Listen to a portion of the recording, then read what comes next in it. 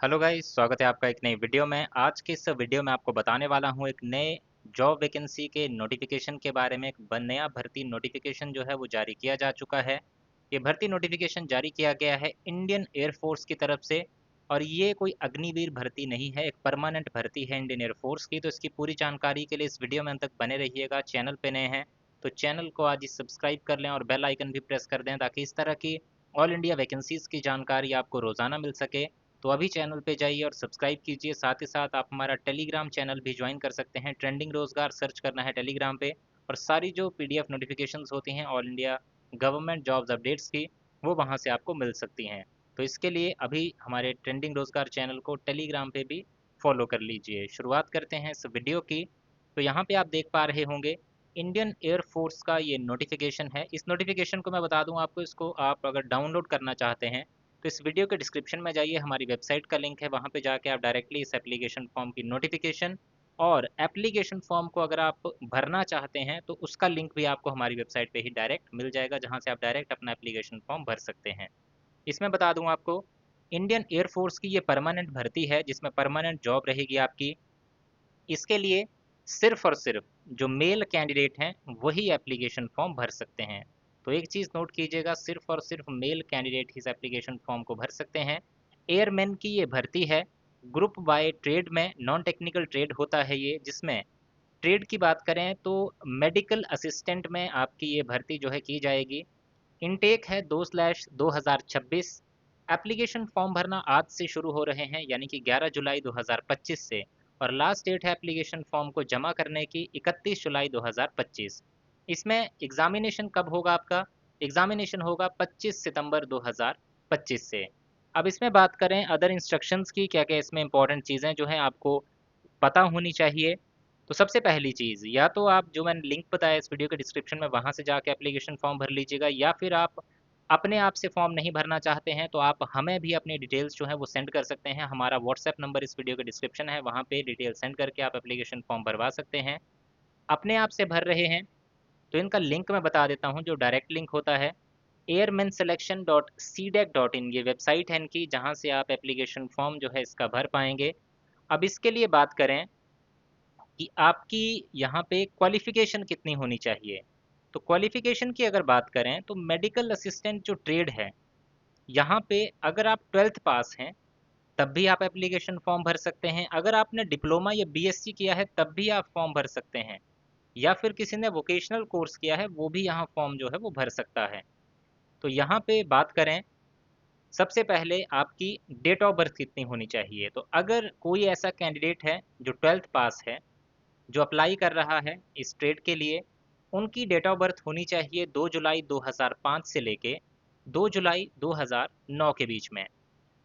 अब किसी ने डिप्लोमा किया है या बीएससी किया है फार्मेसी का, तो ऐसे कैंडिडेट उनकी जो एज है, क्योंकि इसमें अगर आपने डिप्लोमा किया है या बीएससी किया है फार्मेसी का, तो आप अगर अनमैरिड हैं तब भी एप्लीकेशन फॉर्म भर सकते हैं, या फिर अगर आप मैरिड कैंडिडेट हैं, आपकी शादी हो चुकी है, तब भी आप एप्लीकेशन फॉर्म भर सकते हैं। लेकिन दोनों के लिए जो क्राइटेरिया रहेगा यहाँ पे, उसमें थोड़ा फ़र्क रहेगा। जो अनमैरिड कैंडिडेट होंगे उनकी डेट ऑफ बर्थ होनी चाहिए 2 जुलाई 2002 से लेके 2 जुलाई 2007 के बीच में, और अगर कोई मैरिड कैंडिडेट है तो उसकी डेट ऑफ बर्थ होनी चाहिए 2 जुलाई 2002 से लेके 2 जुलाई 2005 के बीच में। इसके बाद यहाँ पे बताया गया है कि जिस दिन जिस तारीख को आपकी एनरोलमेंट होगी सिलेक्शन होने के बाद, उस टाइम पे आपकी एज, अगर आप 10+2 पास हैं तो आपकी एज होनी चाहिए उस टाइम पे 21 साल, और अगर आप डिप्लोमा या बीएससी होल्डर हैं तो आपकी एज होनी चाहिए 24 साल, या उससे कम, उससे ज़्यादा जो है वो नहीं होनी चाहिए। अब आते हैं एजुकेशनल क्वालिफिकेशन पे। तो या तो आपने 10+2 पास किया होना चाहिए, जहाँ पे आपने फिजिक्स, केमिस्ट्री, बायोलॉजी और इंग्लिश पढ़ी हो, और उसमें आपके 50% मार्क्स हों जो 10+2 की है, और जो इंग्लिश सब्जेक्ट पढ़ा है उसमें भी 50% मार्क्स जो हैं आपके होने चाहिए। देन इसके बाद अगर किसी ने वोकेशनल कोर्स किया है 2 साल का नॉन वोकेशनल सब्जेक्ट्स में, यानी कि फिजिक्स, केमिस्ट्री, बायोलॉजी और इंग्लिश में, तो वो भी इस एप्लीकेशन फॉर्म को भर सकता है। अब बात करते हैं जिन्होंने डिप्लोमा किया है या बीएससी किया है। तो जिन्होंने अपना 10+2 पास किया है फिजिक्स, केमिस्ट्री, बायोलॉजी और इंग्लिश के साथ, 50% मार्क्स हैं उनके और 50% उनका इंग्लिश में भी है। साथ ही साथ अब ये कंडीशन ऐसी नहीं है कि आपने सिर्फ और सिर्फ यही चीज़ की होनी चाहिए। पहले आपने बताया है कि आपने पास किया होना चाहिए 12th, तब आपको ये जो एज में रिलैक्सेशन दिया जा रहा है वो आप यहाँ पे ले सकते हैं। तो अगर आपने 12th किया है, उसके साथ आपने डिप्लोमा या फिर बीएससी किया है फार्मेसी का, और उसमें आपके 50% मार्क्स हैं, और आप रजिस्टर्ड हैं स्टेट फार्मेसी काउंसिल या फार्मेसी काउंसिल ऑफ इंडिया के साथ, तो आप इस एप्लीकेशन फॉर्म को भर सकते हैं।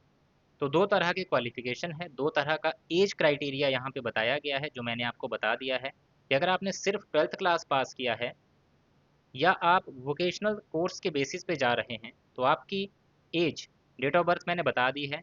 और डिप्लोमा वालों के लिए जो कट ऑफ क्राइटेरिया एज का बताया गया है वो है 24 साल, और 12th वालों का बताया गया है 21 साल।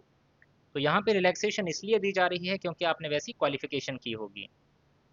देन इसके बाद बात आती है कि आपकी यहाँ पे जो हाइट होनी चाहिए वो कितनी होनी चाहिए। हाइट आपकी होनी चाहिए 152 सेंटीमीटर, ये क्राइटेरिया आपका रखा गया है, इससे कम आपकी नहीं होनी चाहिए। अगर कम है तो मत एप्लीकेशन फॉर्म भरिएगा। देन इसके बाद बात आती है कि इसमें जो सिलेक्शन प्रोसेस है वो कैसे रहेगा, यानी कि आपकी सिलेक्शन कैसे होगी, कैसे आपको इसमें तैयारी करनी है। अब उस पर आते हैं। तो तैयारी में अगर बात करें इसकी, तो सबसे पहले होता है आपका ऑनलाइन टेस्ट, जो कंप्यूटर पे कंडक्ट होगा। उसमें जो है आपका अब क्या क्या पूछा जाएगा, तो सबसे पहले तो आपका 45 मिनट का ये पेपर होगा, जिसमें 12th जो सिलेबस होता है आपका वो यहाँ पे पूछा जाएगा।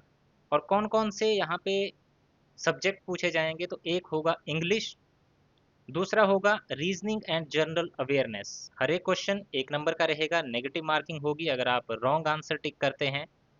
देन इसमें जो है आपका टोटल इस तरह से प्रोसेस रहने वाली है आपकी। और इसमें आपके दो पेपर जो हैं कंडक्ट हो रहे हैं, यानी कि दो सेक्शंस हैं, दोनों में ही आपको क्वालिफाई करना जो है बताया गया है कि ज़रूरी है। इसके बाद जब आपका ये टेस्ट क्लियर हो जाता है, तब आप जाते हैं फेज़ 2 में, जिसके लिए नए एडमिट कार्ड जारी होंगे जिनको आपको डाउनलोड करना होगा। और इसके बाद आपका जो है फिजिकल फिटनेस टेस्ट जो है कंडक्ट किया जाएगा, जिसमें 1600 मीटर की रनिंग होगी।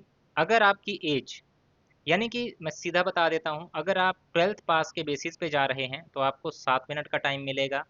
और अगर आप बीएससी होल्डर या डिप्लोमा होल्डर हैं तो आपके लिए 7 मिनट 30 सेकंड का टाइम जो है, 30 सेकंड आपको एडिशनल जो है वो यहाँ पे दिए जाएंगे। इसके बाद आपके 10 पुशअप्स होंगे, 10 सिटअप्स होंगे, 20 स्क्वाट्स होंगे। देन उसके बाद आपका अडाप्टेबिलिटी टेस्ट 1 होगा, जो कि एक ऑब्जेक्टिव टाइप रिटन टेस्ट होता है, जहाँ पे आपसे ऐसे क्वेश्चंस पूछे जाते हैं जिसमें आपसे ये असेस किया जाएगा कि आप इंडियन एयरफोर्स की जो एम्प्लॉयमेंट होती है उसमें आप सूटेबल हैं या फिर नहीं हैं। तो यहाँ पे देन आपका जो अडेप्टेबिलिटी टेस्ट 1 है इसमें आप क्लियर कर जाते हैं, उसके बाद टेस्ट 2 जो है इसमें कंडक्ट होता है। उसके बाद जब आप इसको क्लियर कर जाएंगे, आपका मेडिकल एग्जामिनेशन होगा। मेडिकल एग्जामिनेशन क्लियर करने के बाद आपकी फाइनल सिलेक्शन लिस्ट जो है वो जारी की जाती है। फाइनल सिलेक्शन लिस्ट की बात करें तो वो भी आप जो वेबसाइट मैंने आपको बताई है उस पे जाके चेक करते रहिए, या फिर जो हमारा टेलीग्राम चैनल है इस पे छोटी से छोटी, अब क्योंकि वीडियो हर चीज़ का बनाना पॉसिबल नहीं है, तो छोटी से छोटी अपडेट हम वहाँ पे जो है वो पोस्ट कर देते हैं, तो वहाँ पे आपको सारी इन्फॉर्मेशन मिलती रहेगी। एग्जामिनेशन फ़ीस की बात करें तो यहाँ पे 550 रुपये प्लस जीएसटी आपको पे करना होगा, क्योंकि एक ऑनलाइन टेस्ट है, तो ऑनलाइन टेस्ट में आपको फ़ीस भी जो है सबमिट करनी पड़ती है। तो ये था इन वैकेंसीज़ के बारे में पूरा इन्फॉर्मेशन। अगर आपको जानकारी अच्छी लगी हो तो इस वीडियो को लाइक ज़रूर करें, शेयर ज़रूर करें अपने दोस्तों के साथ, और इसी तरह की जानकारी आगे भी पाने के लिए चैनल को आज ही सब्सक्राइब कर लें और बेल आइकन भी प्रेस कर दें। So thank you guys for watching this video. मिलेंगे इसी तरह की नेक्स्ट वीडियोज़ में।